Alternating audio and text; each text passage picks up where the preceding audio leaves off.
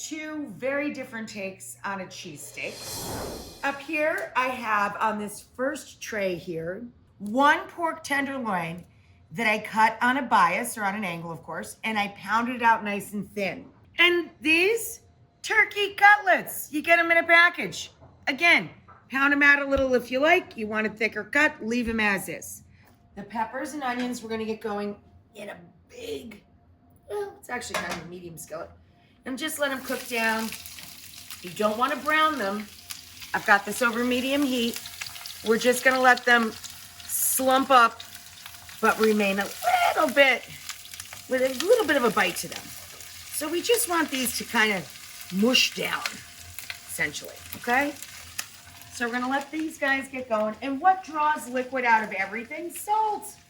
So we're gonna salt these guys. Over here, we're gonna make a sprinkle. You see that I've seasoned this with salt and pepper already, the turkey and the pork. Now we're going to take, in about equal amounts, granulated onion and garlic, fennel or fennel pollen. I'm going to use fennel pollen or ground fennel, oregano,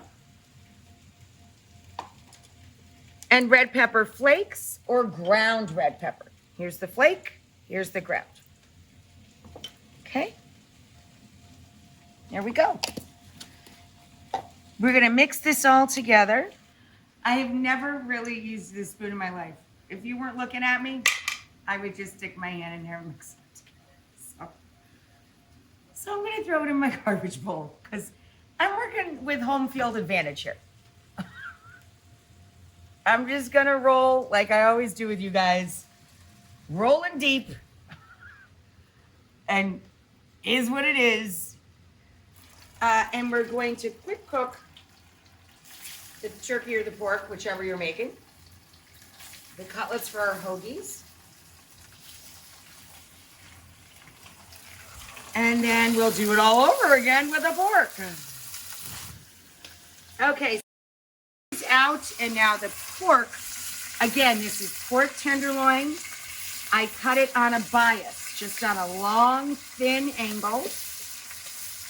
And I got at it with my a bit, and I end up with these pretty, beautiful, lacy, thin slices. Now I did a fun trick to the peppers and onions. As they started to break down, I added a little bit of water, and you let it absorb, and it helps get them to a nice, tender, soft place even more quickly. So now we're gonna flip the pork.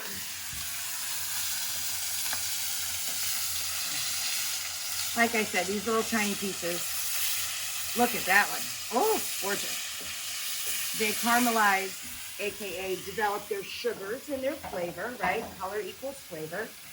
By the time you're done flipping them all around in the pan, it's time to take out the ones on the far side. You take your stale bread I have here, or hoagie rolls. I have Martin's Hoagies here. And you put a layer of deli sliced provolone down first. Then you top it with the turkey cutlets or the little pounded out pieces of pork tenderloin. Then we're gonna top that. So we've got cheese under. And then we're gonna top the meat or protein of choice, right? With our peppers and onions.